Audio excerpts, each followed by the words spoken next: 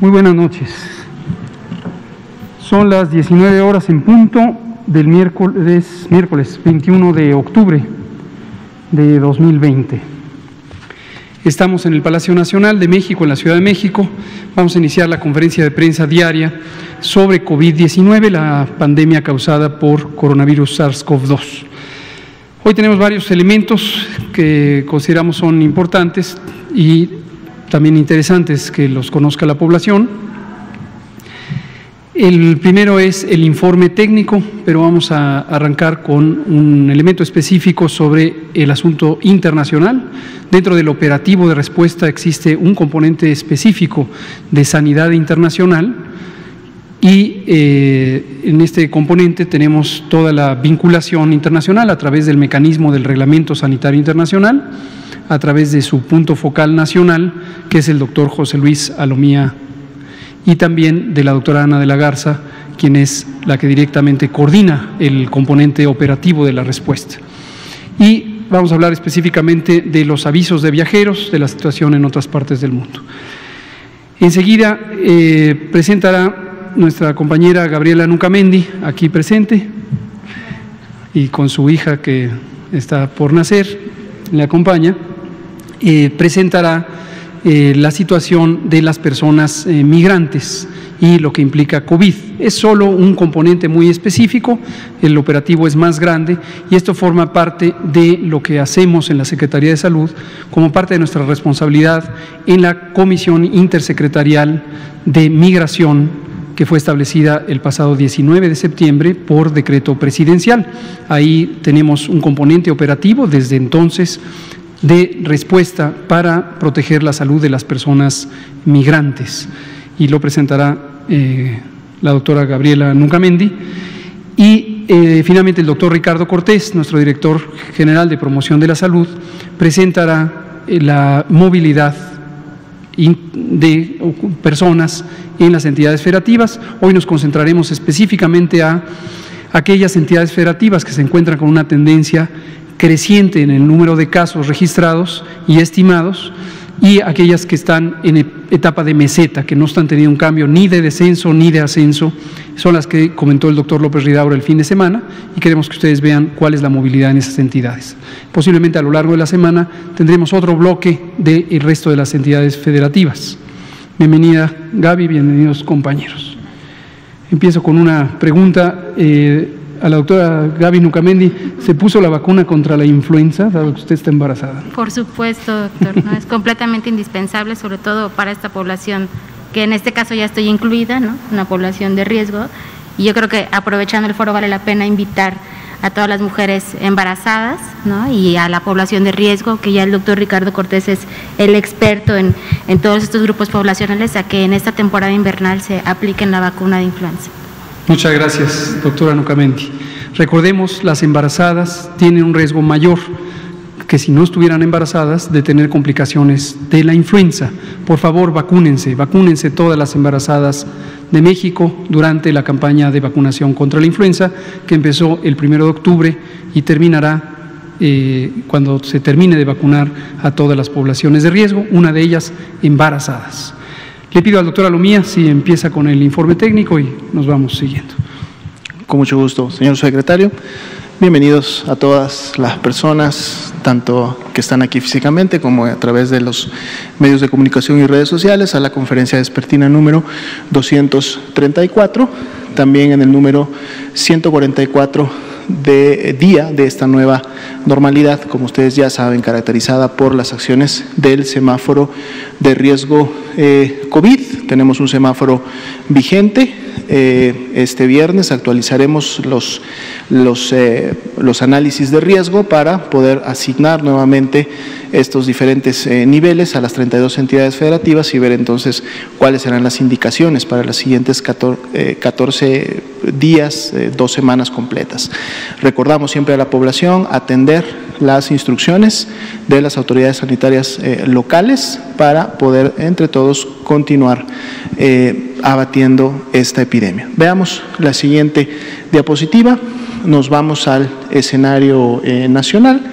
Tenemos más de 2.229.000 personas, las que han sido clasificadas como casos sospechosos hasta el momento. Todas estas están distribuidas en función de su fecha de inicio de síntomas para las semanas epidemiológicas correspondientes. En las columnas de color verde están representadas todas aquellas que ya salieron negativas, por lo tanto se descartaron, y a más de 1.041.000 personas. En las barras de color café claro de la parte inferior, las que ya fueron clasificadas finalmente como los casos confirmados, que para el día de hoy suman 867.559 como casos acumulados confirmados desde que inició la epidemia en México, y tenemos la posibilidad todavía de confirmar o descartar a 45.485 personas que están precisamente en esta barrita de color naranja en la semana 41. Podemos ver que la semana 41 está prácticamente por alcanzar la altura de la semana 40, pero lo que hemos estado viendo desde el inicio también de esta semana es que el porcentaje de positividad se incrementó, y esto, como hemos comentado, concordante a estas entidades federativas que en su momento han incrementado con transmisión y lógicamente con confirmación de casos. El día de hoy es del 41% para la media nacional.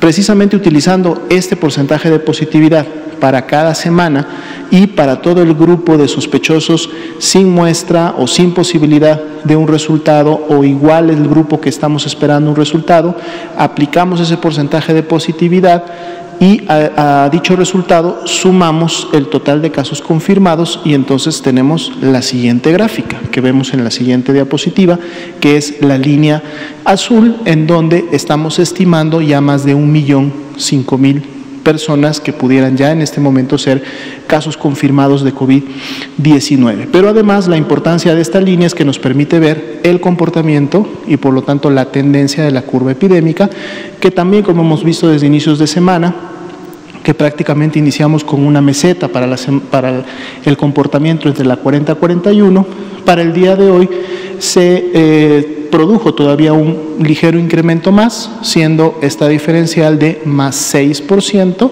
en una curva que empieza a evidenciarse ya de manera ascendente para el comportamiento de la misma. Casos activos, igualmente tuvimos un incremento de un 4 a un 5%, que es el indicador de las personas que en los últimos 14 días han desarrollado signos y síntomas, y esto lógicamente entra también en congruencia con los incrementos que hemos visto en algunas entidades. Veamos la siguiente diapositiva. Aquí tenemos la curva también de las personas que lamentablemente han perdido la vida a consecuencia de COVID-19.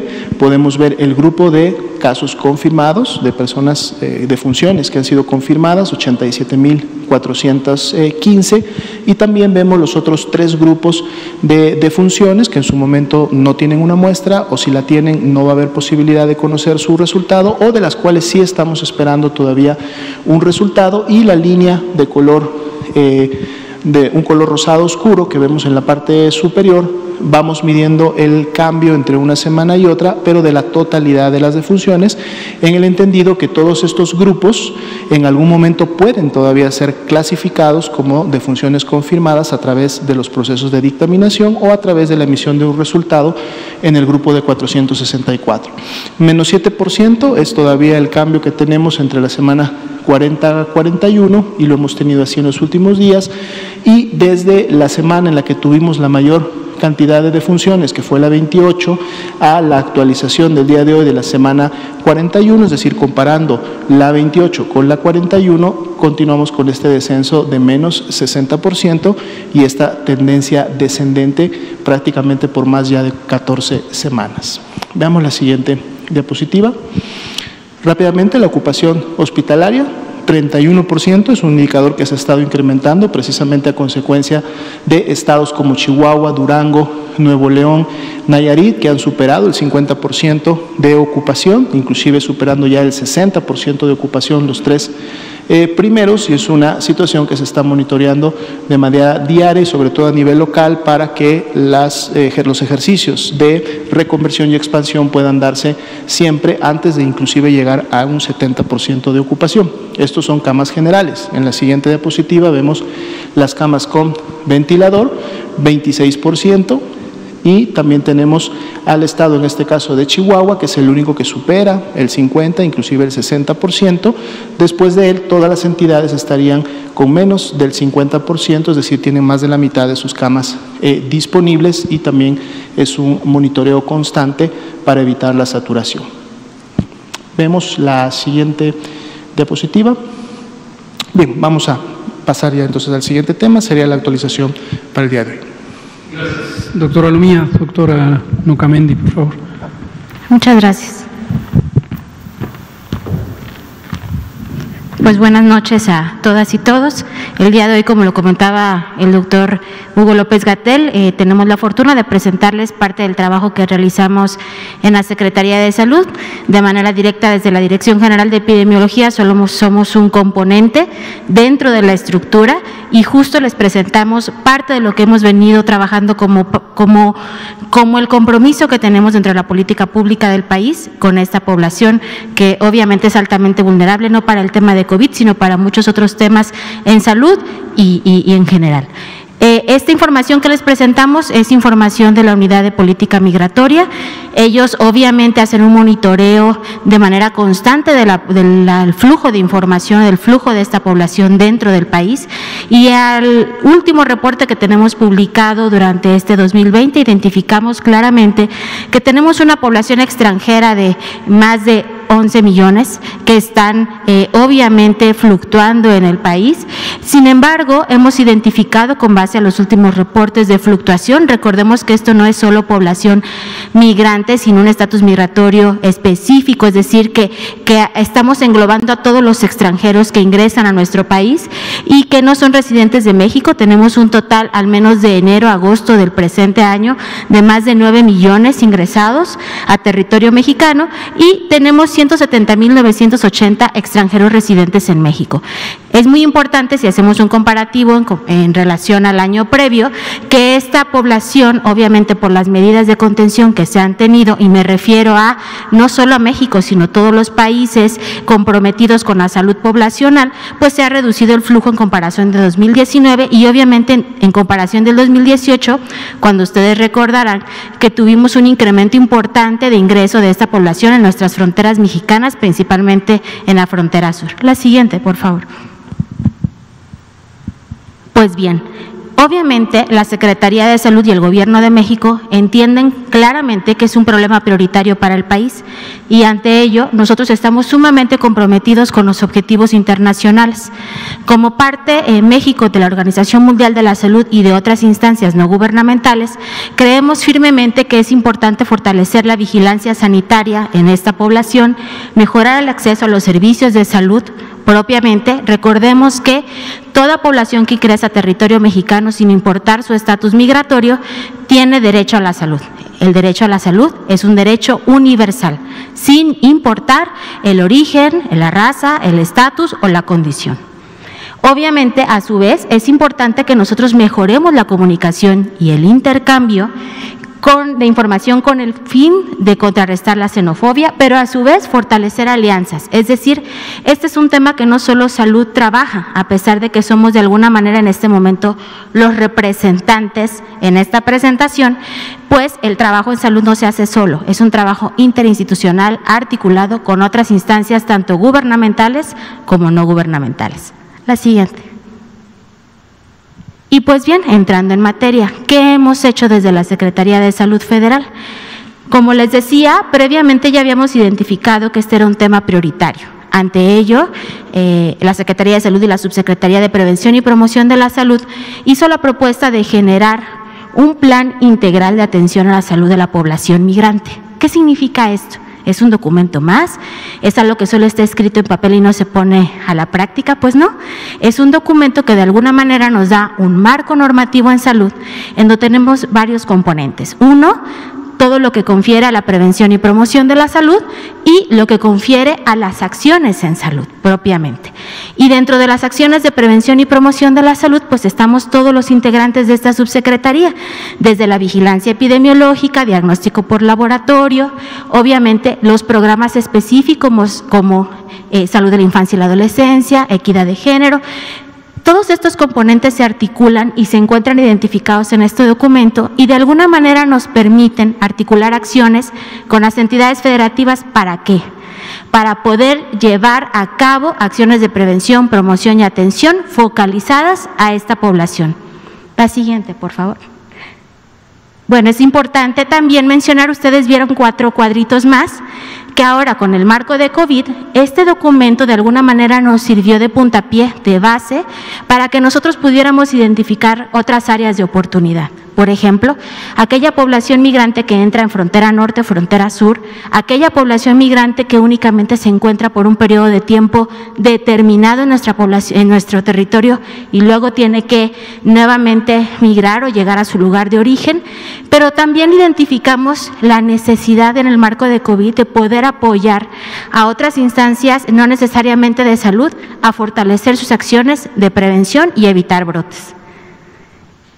Este documento nos brinda 4 objetivos principales, que es coordinar la atención a la salud, y cuando hablamos de coordinar la atención a la salud, pensamos en el sector salud, ¿no?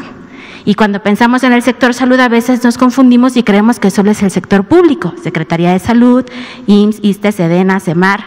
No, aquí la idea es poder articular la parte pública con la privada, favorecer el acceso a la atención médica, realizar obviamente la referencia oportuna sin importar si tienes o no derecho a audiencia, simplemente por tener la necesidad, y monitorear los riesgos potenciales a la salud pública, que eso es lo que hacemos en nuestra dirección a cargo del doctor José Luis Salomía. La siguiente. Y bueno, ¿qué es importante para que un documento como este tipo funcione? Pues que tengamos una colaboración intersectorial, que todas las instancias en materia de salud estén comprometidas por brindar la atención a esta población sin importar, como les comentaba en un principio, si son o no derechohabientes, sin importar su condición y sin importar su estatus migratorio. La siguiente. Y bueno, entrando en materia, ¿y cómo estamos dentro del panorama epidemiológico en el marco de COVID para población migrante?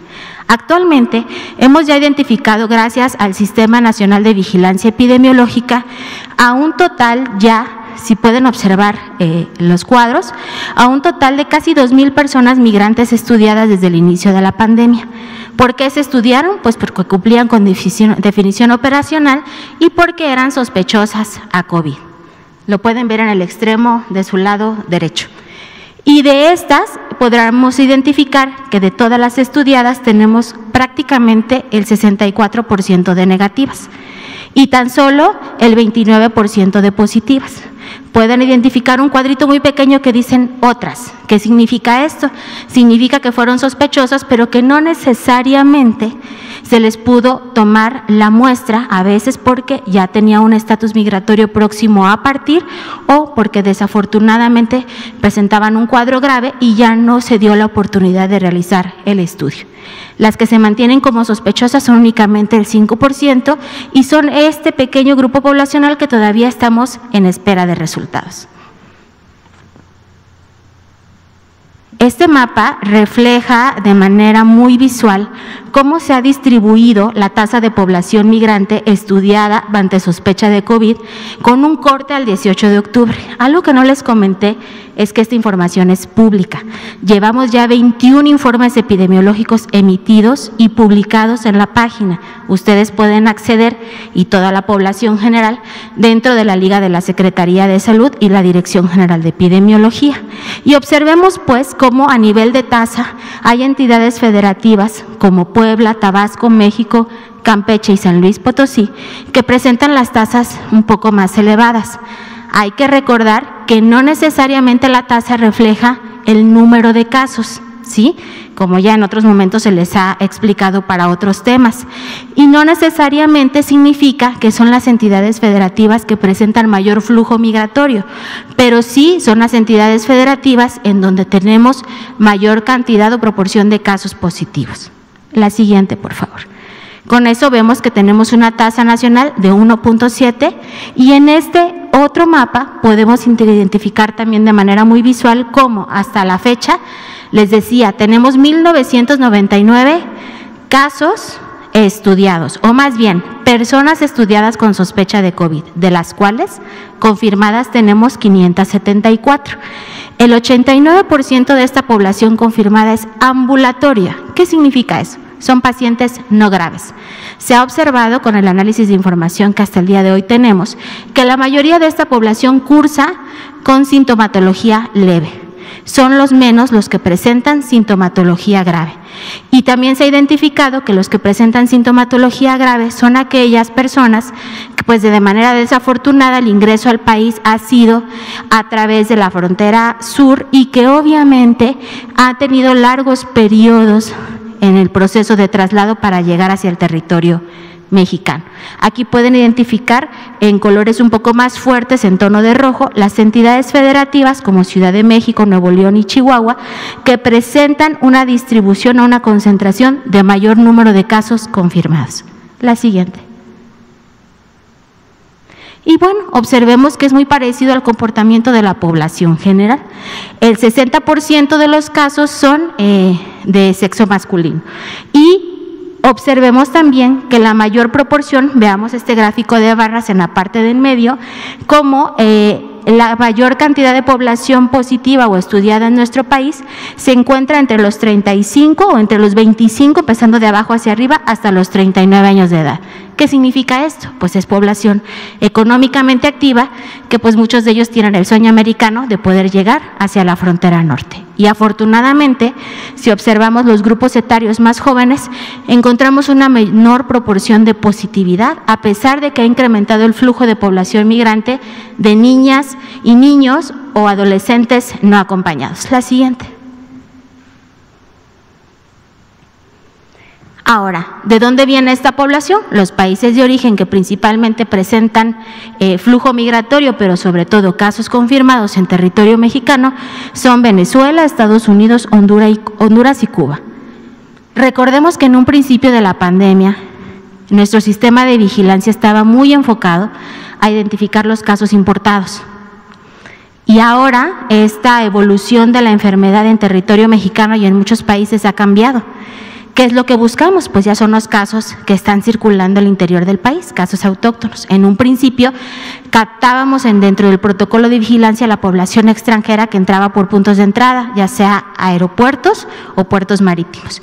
Y ahora la búsqueda la hacemos obviamente en todo el territorio mexicano, focalizando en las rutas especializadas de población migrante. La siguiente. Observemos pues, al igual que la población mexicana, la población en general, que las principales comorbilidades identificadas en la población confirmada es hipertensión, obesidad y diabetes. Eso significa que no hay una variación realmente importante en comparación de nuestra población mexicana. La siguiente. Y bueno, aunque no queramos hablar de ello, me refiero a que no quisiéramos que se presentaran defunciones en ningún tipo de población, pues desafortunadamente esto ocurre. Actualmente tenemos 35 defunciones reportadas en las entidades federativas que identifican coloreadas en tono azul, y estas defunciones se han concentrado en 17 entidades. Y ustedes dirán, ¿por qué en 17 y no en las 32? Pues esto depende mucho del flujo migratorio que se tenga en la población y obviamente de la referencia que se haga de esta población a unidades de segundo y tercer nivel para su atención. Creo que es la última, la siguiente. Listo, pues muchas gracias. Muchas gracias, doctora María Gabriela Nucamendi Cervantes, directora de Vigilancia Epidemiológica de Enfermedades No Transmisibles y coordinadora por parte de la Secretaría de Salud del Plan de Respuesta Integral a la Salud, a la protección de la salud de las personas migrantes dentro de la Comisión Intersecretarial de Migración. Muchas gracias. Doctor Ricardo Cortés, si nos comenta de la movilidad. Con mucho gusto, doctor López-Gatell. Muy buenas tardes. Tengan todas y todos. Vamos a ver la primera diapositiva. Vamos a revisar la movilidad, los informes de movilidad comunitaria, enfocándonos en los estados que el sábado pasado el doctor López Ridaura presentó como que estaban en incremento en su actividad viral o en su actividad pues, de circulación viral o en meseta después de un incremento. Entonces vamos a ver cómo tenemos tres fuentes de información. Estos datos los comparte el CONACYT con nosotros. Ellos son los quienes hacen este análisis y las gráficas que presentamos. Y tenemos tres fuentes de información: Facebook, Google y Twitter. En donde nos vamos a enfocar son, digamos, en los últimos meses, ¿no? A partir de agosto o septiembre, en donde lo que podemos observar es que independientemente de la fuente que se esté analizando, la movilidad ya está llegando a la normalidad, al cero. Es decir, ya estamos regresando, particularmente en este estado, en esta gráfica del estado de Aguascalientes, regresando a niveles regulares o normales de la movilidad. Y presentamos también a la derecha de la pantalla el nivel de riesgo que tenía el estado de Aguascalientes en la semana 40, o sea, la quincena anterior a la que está aún vigente, y cómo está vigente en este momento, lo que se puede asociar, al menos temporalmente, en que si se incrementa la movilidad de las personas en el espacio público y hay un incremento en relación del tiempo de la actividad del virus en los estados, hay un incremento, se va a ver reflejado en los 10 indicadores del semáforo, y hay un incremento en el nivel de riesgo, por poner este primer ejemplo del estado de Aguascalientes. La siguiente, por favor. El estado de Chihuahua, que como vieron el sábado pasado ha habido un incremento importante. También ahora el doctor Alomía presenta un incremento importante en la ocupación hospitalaria, tanto de camas generales como de camas con ventilador, y también se observa, independientemente del sistema operativo o de la aplicación que se vea, una movilidad incrementada y una tendencia a la elevación en la movilidad en el estado de Chihuahua. La Ciudad de México, bastante homogéneo, pero estamos viendo cómo lentamente va creciendo tanto, las tres fuentes de información.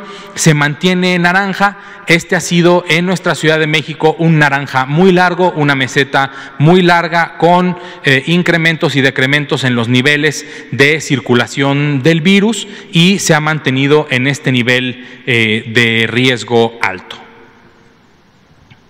El estado de Coahuila incrementó su riesgo de la semana 40, del semáforo de la semana 40 al semáforo de la semana 42, y estamos viendo cómo también un incremento en la movilidad que se ve en los diferentes fuentes de información de movilidad. que tiene una tendencia al incremento de el movimiento ciudadano en el espacio público y sobre todo ya llegando a niveles de cero. El cero significa la movilidad base que había en enero, mucho antes de que iniciara la Jornada Nacional de Salud Pública, de sana distancia, y esa es la base cero. Igual en el estado de Colima, observen cómo se ve una tendencia a incrementar la movilidad, ya también llegando a niveles de menos 20, cuando llegaron a menos 40, por ejemplo, en los meses de abril y mayo. Entonces, el incremento en la movilidad hemos observado que se puede relacionar con un incremento en la actividad viral, dado que las personas se acercan más y muchas de ellas desafortunadamente no quieren seguir las precauciones básicas para disminuir el riesgo de contagio. El estado de Durango, que también tuvo un incremento de nivel de riesgo epidémico de moderado a alto en la quincena que está actualmente vigente, se nota un incremento importante en la movilidad, inclusive llegando por aquí en los agosto, septiembre y octubre, más del cero, bastante más del cero, ¿sí? Hasta llegar a movilidades de como si no pasara nada. Y sí pasa, y pasa mucho. La siguiente, por favor. El estado de Nuevo León, que mantiene su nivel de alerta en naranja, pero se observa claramente un incremento en la actividad de movilidad de las personas en el espacio público. La siguiente, por favor.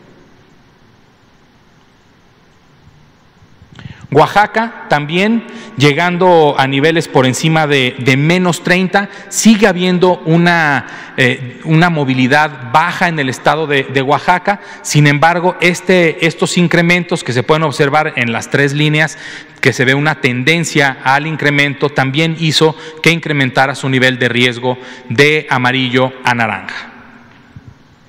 Finalmente, el estado de Zacatecas, que también ya se ve en niveles superiores al cero, o sea, ya movilidad positiva, inclusive casi llegando a más 20%, también ha mantenido su nivel de riesgo naranja. Lo que hay que estar al pendiente es que si el incremento ha ido paulatino, pues existe, como para muchos estados, la probabilidad de que ese riesgo se incremente aún más. Este es un mapa de calor que también está disponible en el sitio de CONACYT. Aquí pueden ver los 32 entidades federativas de nuestro país y la movilidad dependiendo del color de 10 a menos 60, y dependiendo del color es el nivel de movilidad que se está observando en la última semana disponible. Aquí estamos comparando los tres países de la región de Norteamérica: México, Estados Unidos de América y el Canadá. Y como pueden observar, México como país ha mantenido niveles menores de movilidad que nuestros vecinos del norte. ¿Sí? Sin embargo, también se observa una tendencia a la alza en nuestra movilidad como nación. También vemos un comparativo de México, España y el Reino Unido, en donde también el incremento en la movilidad, sobre todo si pueden observar la línea azul de España, se ve bastante importante el incremento en la movilidad y se está asociando a el nuevo incremento de casos, el nuevo brote de la COVID-19 en España. Esta información que acabo de presentar se puede ver completa en el sitio coronavirus.conacyt.mx con diferentes tableros de control. Muchísimas gracias a el CONACYT por ayudarnos con estos tableros también. Y finalmente, datos abiertos, ocupación hospitalaria, información que ya se tenía necesidad de presentar en formato abierto con un tablero de control que nos ha ayudado a desarrollar la UNAM en equipo con nosotros y se puede acceder a este tablero desde coronavirus.gov.mx en la pestaña de datos. Ahora verán 3 pestañas diferentes: CONACYT, SINAVE y ocupación hospitalaria. Muchas gracias. Muchas gracias, doctor Ricardo Cortés. Antes de abrir a preguntas, agrego 2 elementos a lo que ya señalaron nuestra compañera y nuestros compañeros. Sobre las personas migrantes, nos interesa mucho que quede clara la postura que tenemos en el Gobierno de México de no estigmatizar a las personas migrantes por motivo alguno, pero incluido el tema de la salud. Es muy común, es un fenómeno, yo diría, ancestral, que a las personas migrantes se les culpe de lo que ocurre en el territorio de un país, en el territorio de una nación.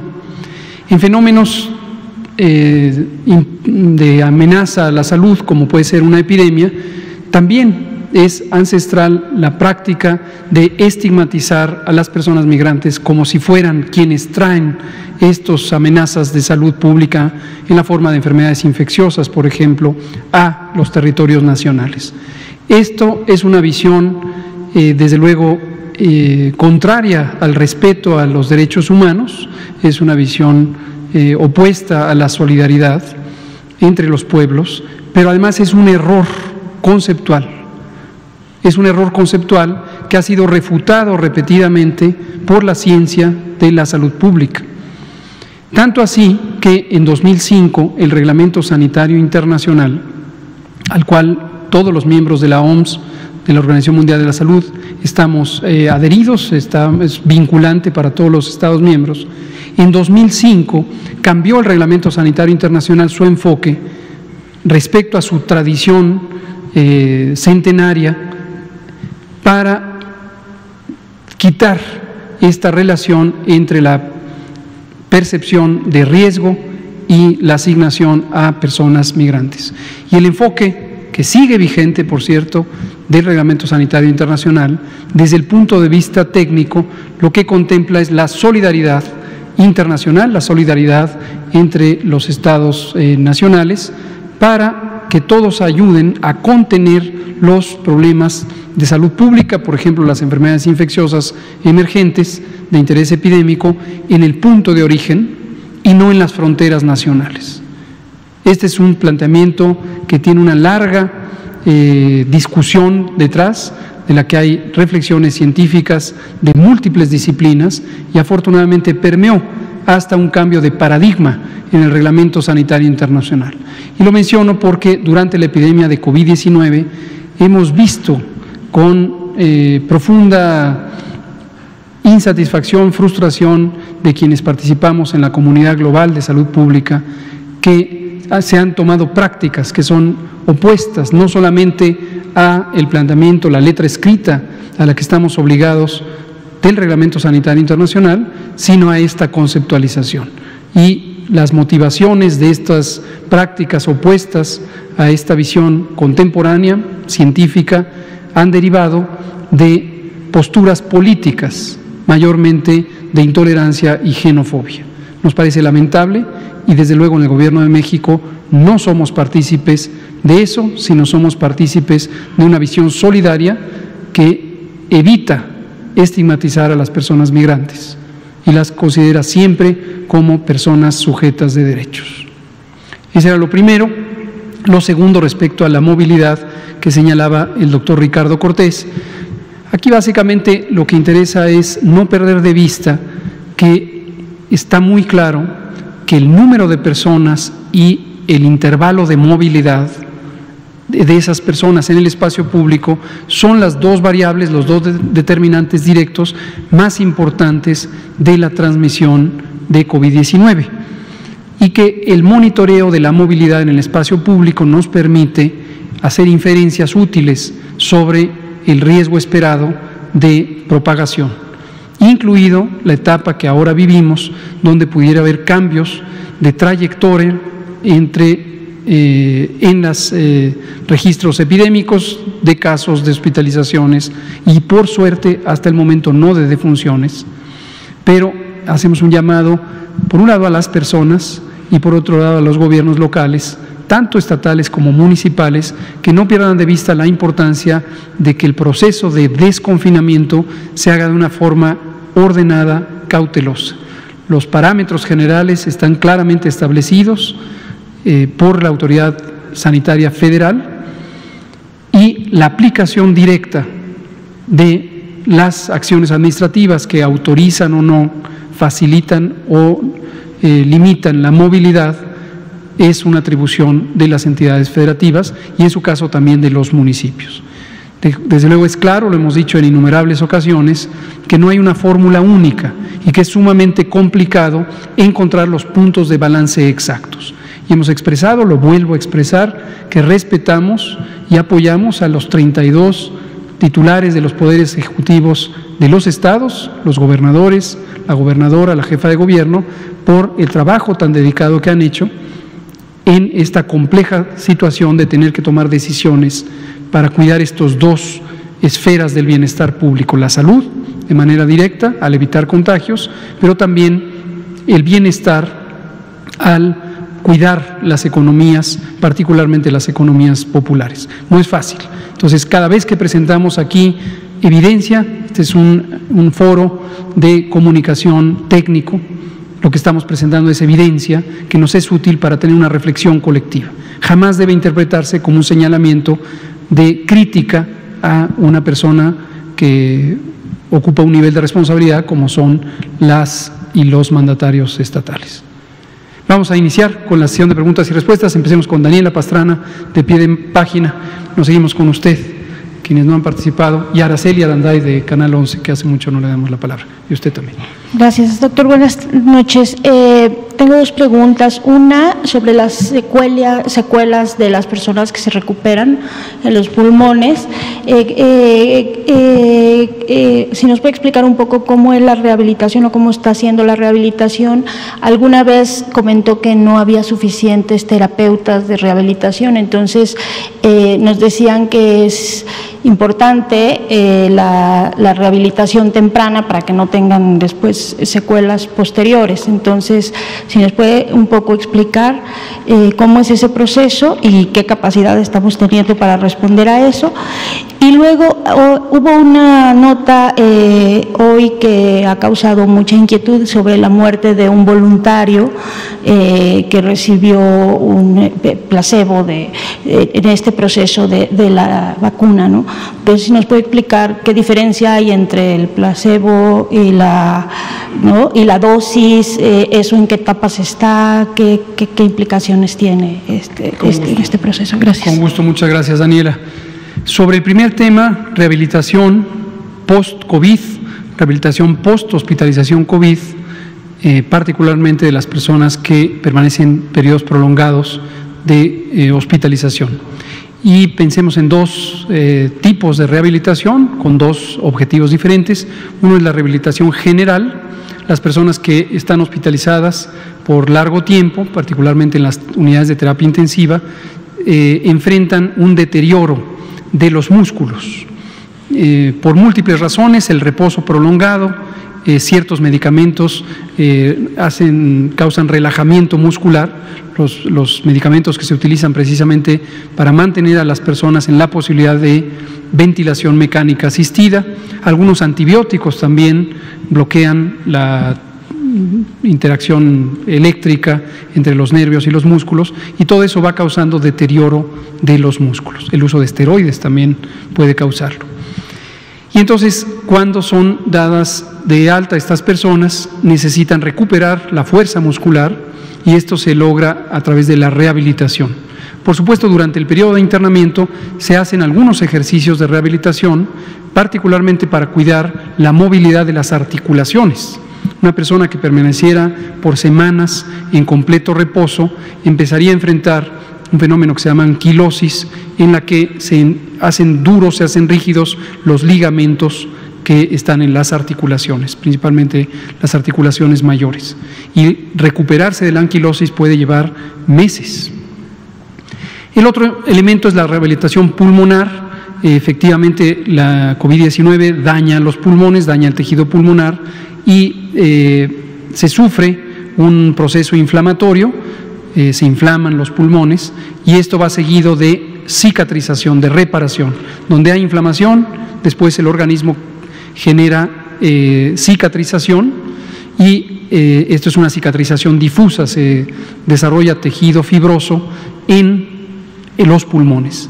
Desde luego esto disminuye su capacidad de movilidad, la capacidad ventilatoria, pero también interfiere con el intercambio de oxígeno porque hay segmentos de aislamiento entre la circulación y la parte del intercambio de aire en los pulmones. La última vez que comentamos sobre esto, que ha sido un elemento de gran interés, lo cual me parece muy apropiado, un periódico de circulación nacional puso un encabezado que decía: la Secretaría de Salud carece de capacidades para la rehabilitación. La nota fue relativamente veraz, pero me parece que no hizo justicia a lo que aquí se comentó, que es la realidad de que en el tiempo la Secretaría de Salud nunca ha desarrollado estas capacidades.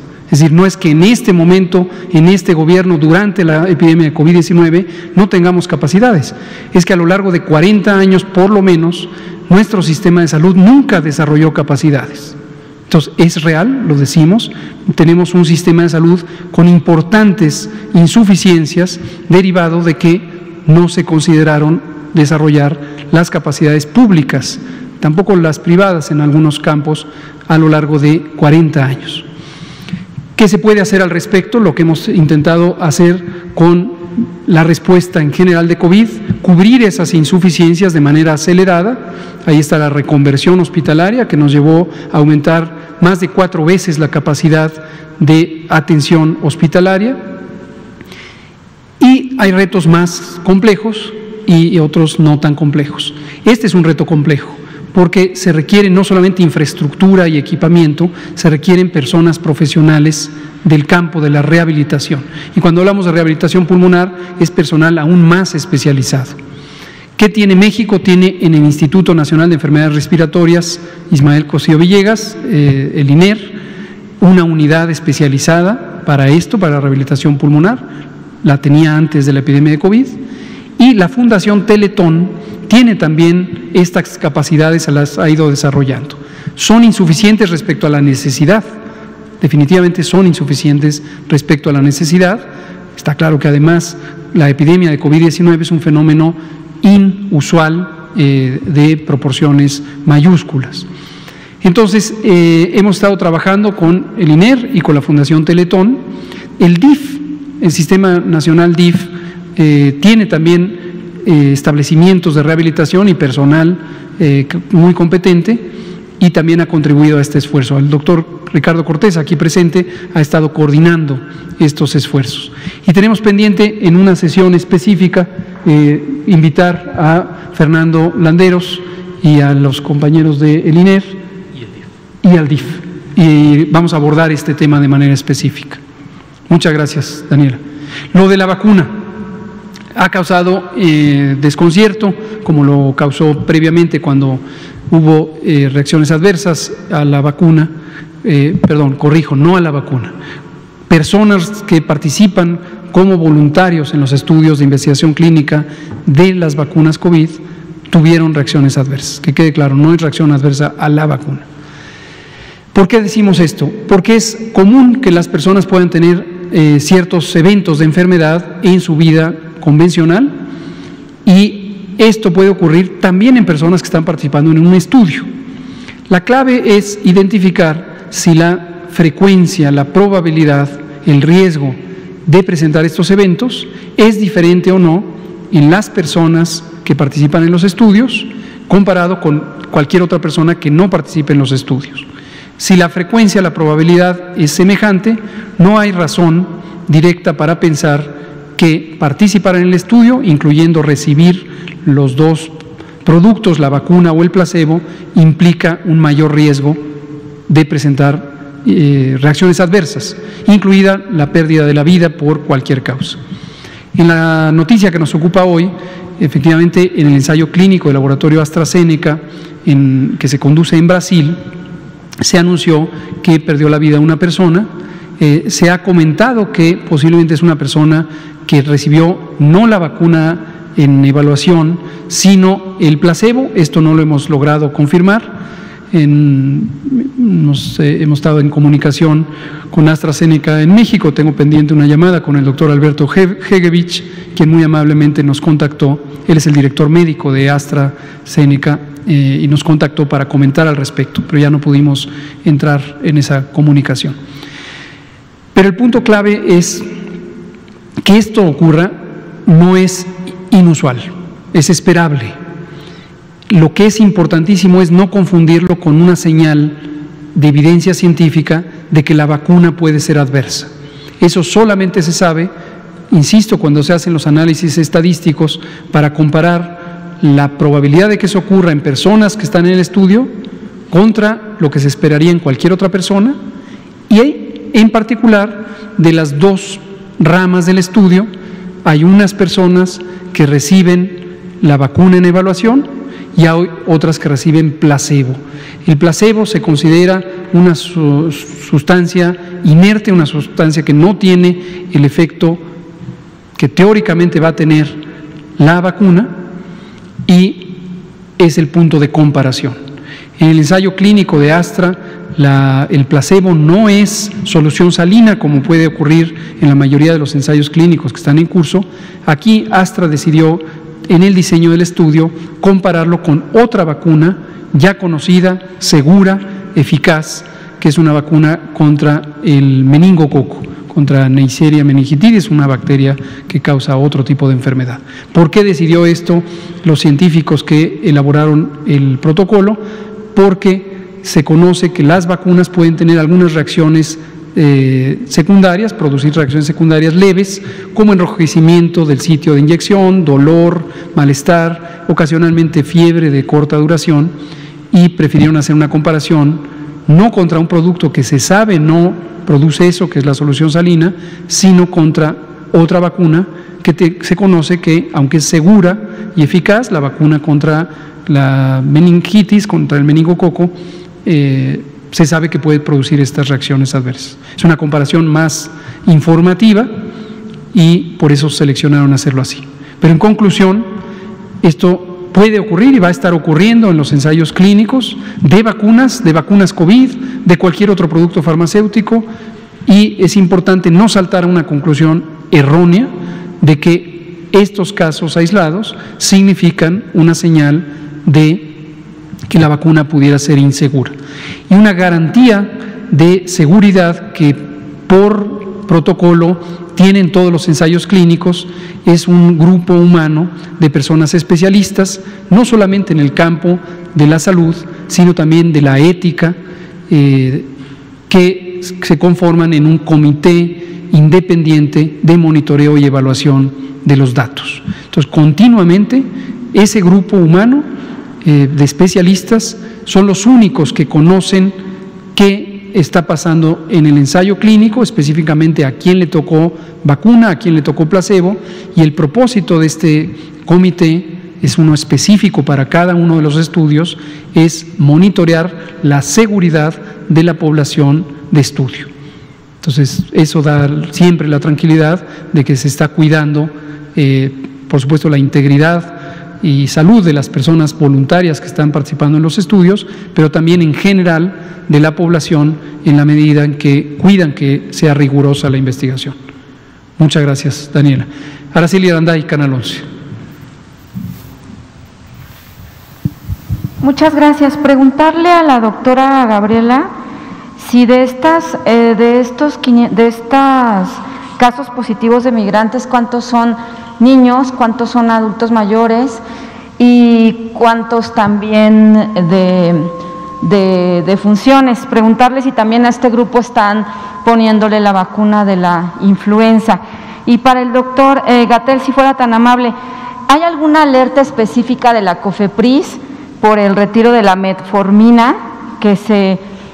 Hay algunas declaraciones que dicen que excede una sustancia que incrementa el riesgo de cáncer y es uno de los medicamentos recetados en el sector salud para controlar la diabetes en las personas. Quisiera saber su postura. También su postura sobre la inhabilitación que hace la Secretaría de la Función Pública a PISA y a DIMESA, si nos puede comentar algo al respecto. Preguntarle también, por último, sobre la reunión de CONASA que se tuvo el día de hoy, ¿qué nos puede decir al respecto? Pero principalmente lo que tiene que ver con los pasantes de medicina. Muchas gracias. Nos quedan 7 minutos, dudo que podamos abordarlo todo, pero sé que se la debíamos, hace mucho no le dábamos la palabra a Araceli Aranday de Canal 11. Abordaré las que me parecen más apremiantes.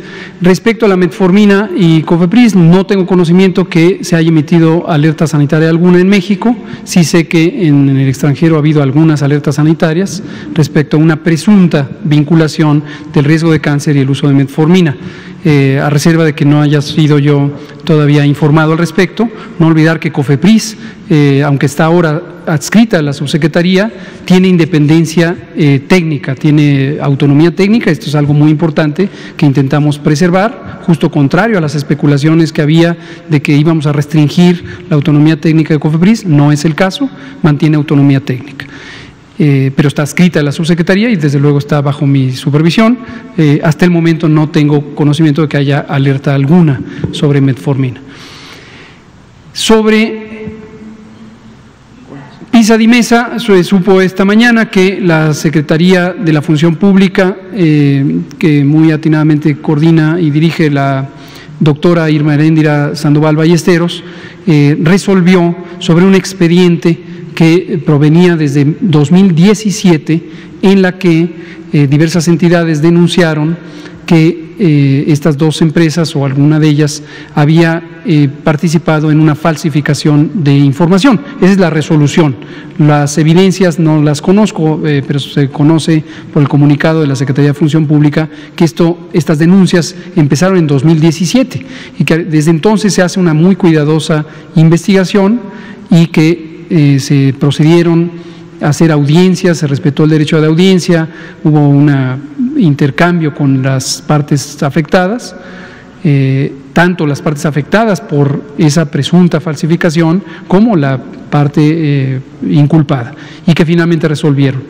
Considero, como es una convicción de este gobierno y como de manera ejemplar la secretaria de la Función Pública, la doctora Sandoval Ballesteros, lo ha demostrado, que es imprescindible apegarse al respeto a la ley y que el combate a cualquier forma de manipulación de la ley que pueda resultar en actos contrarios al interés superior de la nación, incluyendo y destacadamente la corrupción, deben ser sancionados. No me puedo pronunciar sobre los específicos porque ni es mi atribución ni conozco los detalles, pero en general me parece una gran tranquilidad tener una Secretaría de la Función Pública y una secretaria que están muy, muy comprometidas con este propósito. CONASA. En síntesis, la reunión del Consejo Nacional de Salud, que hoy tuvimos la sesión plenaria, ayer tuvimos la sesión de comisiones y el viernes próximo pasado tuvimos la sesión extraordinaria de la Comisión Consultiva de Salud Pública. Vimos varios temas que tienen que ver con el desarrollo del Sistema Nacional de Salud. Uno que fue preponderante fue el tema de COVID-19 y estuvimos tratando precisamente el avance en la implantación de la guía de uso óptimo de las instalaciones hospitalarias para la continuidad y calidad de la atención médica durante COVID-19, y la otra, la atención primaria de la salud en el contexto de COVID-19. Estas guías se formularon y son públicas, están en el portal Coronavirus hace varias semanas, algunas incluso más de un par de meses, y lo que estamos trabajando con las entidades federativas es que se siga impulsando los procedimientos de estas guías. Se resolvió en particular que hoy por la tarde enviaríamos una lista referencial de hospitales que, de acuerdo con sus indicadores, tienen un alto desempeño en términos de la calidad de la atención, para que las entidades federativas identifiquen el esquema de optimización de uso de los hospitales y que el lunes, al final se resolvió, el lunes próximo nos devuelvan la lista que proponen finalmente o resuelven tener. Esto se relaciona con lo que en su momento anunció el presidente hace un par de semanas, de que estamos trabajando para optimizar la atención médica y lograr reducir aún más la letalidad. Y hay dos elementos cruciales de esto.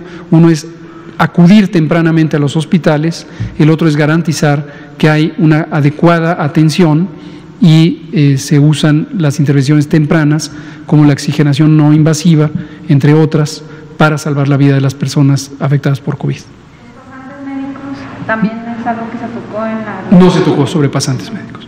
Y sobre migrantes, nada más, perdón. Doctora. Sí, se les está aplicando la vacuna de influenza, así como completar el esquema de vacunación que les haga falta, y de igual forma tienen acceso inclusive a tratamientos que ya están dentro del programa de la subsecretaría.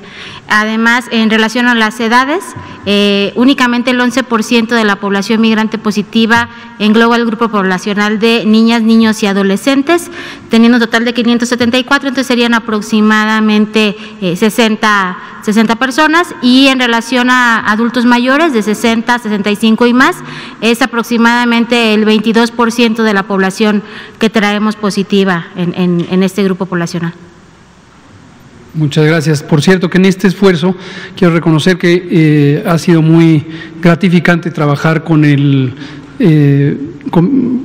director ejecutivo del Sistema Integral para la Protección de Niños, Niñas y Adolescentes, el licenciado Ricardo Bucio Mújica y su equipo de trabajo, y ha sido muy satisfactorio esto, que nos ha permitido anticipar eventos y también mejorar la atención a las personas migrantes, en particular niños, niñas y adolescentes. Sí, en cualquier unidad médica, inclusive se tienen convenios con las unidades, con las entidades federativas a nivel local, y se les da incluso atención a nivel privado cuando se requiere, sobre todo traslados de urgencia, atención de segundo y tercer nivel. Muchas gracias. Pues son las 20 horas en punto. Nos vemos mañana. Ya empezamos con usted mañana. Gracias.